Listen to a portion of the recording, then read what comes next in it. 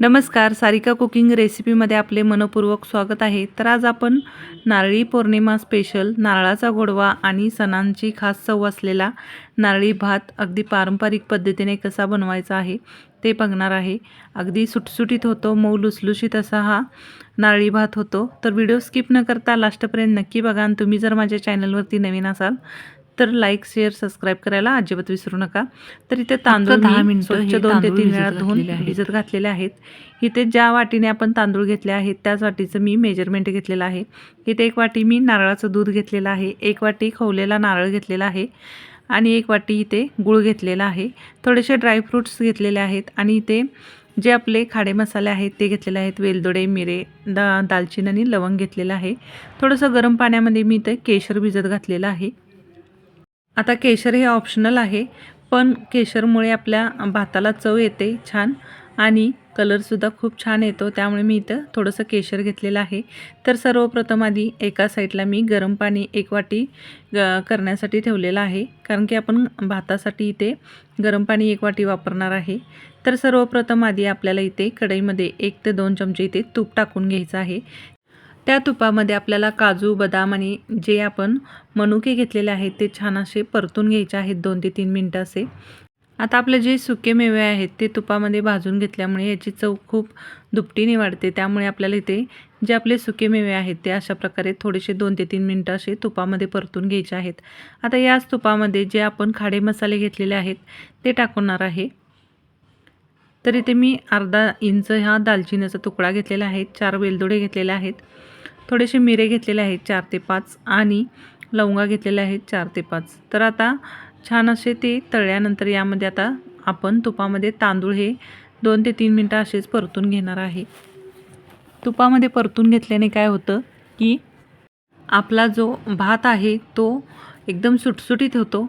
मी आता एक गोष्ट तुम्हाला सांगितली नाही, ती म्हणजे तांदूळ इथे तुम्ही कोणतेही घ्या, फक्त ते वासाचे असले पाहिजेत। मी इथे बासमती तांदूळ घेतलेला आहे, तुम्ही इथे आंबेमोहोर तांदूळसुद्धा वापरू शकता किंवा इंद्रायणी मिळतो तो सुद्धा तुम्ही वापरू शकता, याने चव खूप छान येते। तर इथे मी नारळाचं जे दूध घेतलं होतं ते टाकलेलं आहे यामध्ये, तांदूळ चांगले असे सुटसुटीत भाजल्यानंतर, आणि 1 वाटी इथे मी गरम पाणी टाकलेलं आहे। भातामध्ये टाकताना गरम पाणीच टाकायचं आहे, गार पाणी अजिबात वापरायचं नाही।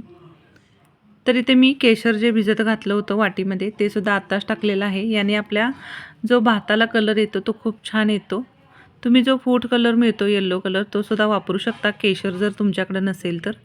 आता चांगलं आपल्याला हे मीडियम गॅसवरती हे तांदूळ शिजवून घ्यायचे आहेत।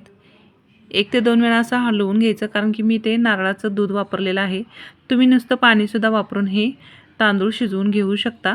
तर इथे बघू शकताय पूर्ण पाणी यातलं कमी झालेलं आहे। तर आता आपल्याला हे तांदूळ असे थोडेसे परतून घ्यायचे आहेत। हे नारळाचं दूध असल्यामुळे खाली थोडेसे तांदूळ असे लागायला सुरुवात होते, त्यामुळे इथं आपल्याला हे हलवून घ्यायचं आहे। तांदूळ माझे हे शिजलेले आहेत, म्हणजे भात आपला हा तयार झालेला आहे। आता गॅस आपल्याला इथे बंद करायचा आहे आणि यातली वाफ जी असते ती पूर्ण अशी काढून घ्यायची आहे। हा भात थंड करून घ्यायचा आहे आपल्याला।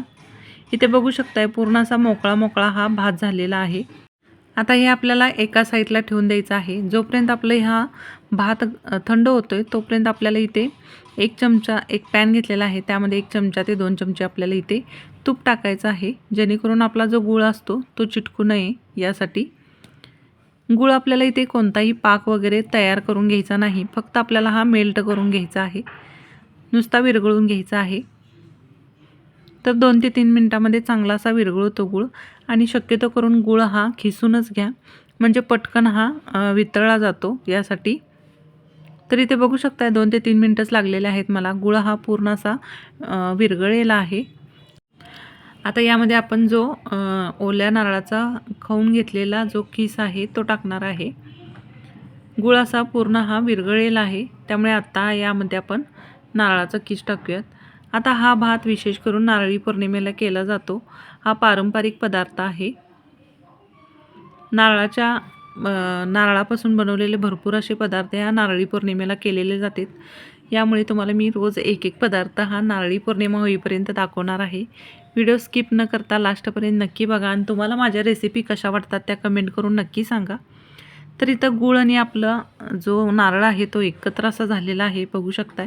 यामध्येच मी ड्रायफ्रूट्स जे तळून घेतलेले होते ते सुद्धा यामध्येच टाकलेले आहेत. आता हे सगळे जिन्नस एकत्र झालेले आहेत, पाहू शकताय. आणि जो आता आपण भात थोडासा असा थंड आणि मोकळा होण्यासाठी ठेवला होता, त्यामध्ये आता आपल्याला टाकून घ्यायचं आहे. गॅस मी इथं बंद केलेला आहे. हे सगळं जिन्नस जे आहे ते आपल्याला एकत्र करून घ्यायचे आहेत. इथे बघू शकता एकदम सुटसुटीत असा मोकळा हा आणि मऊ लुसलुशीत हा भात शिजलेला आहे. तर आता हा जो गुळाचा आपण मिश्रण केलेलं आहे ते या भातामध्ये टाकायचं आहे आणि आपल्याला एकत्र ह्या भातासोबत करून घ्यायचं आहे. गॅस आपल्याला आता चालू करायचा नाही, सगळं एकत्र करून घ्यायचं आहे. भात आणि जो गुळाचा आपण मिश्रण केलेलं आहे ते 2 ते 3 मिनिटं असंही परतून एकत्र एकजीव करून घ्यायचं आहे, म्हणजे चव खूप छान येते यामध्ये.